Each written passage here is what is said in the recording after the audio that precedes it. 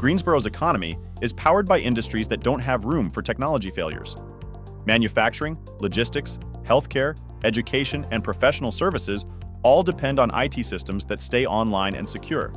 In manufacturing, ERP systems and connected equipment keep production moving, and when systems go down, delays spread fast. In logistics, warehouses and fleets rely on real-time tracking, and outages can disrupt shipping timelines in minutes. Healthcare depends on electronic health records and secure patient data access, where failures impact care and compliance.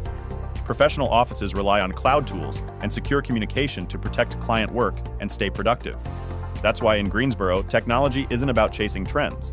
As Todd Bartlett, co-owner and chief technology officer at Integrated Technologies puts it, technology in Greensboro isn't about chasing trends. It's about keeping critical systems available, secure, and aligned with how businesses actually operate day to day.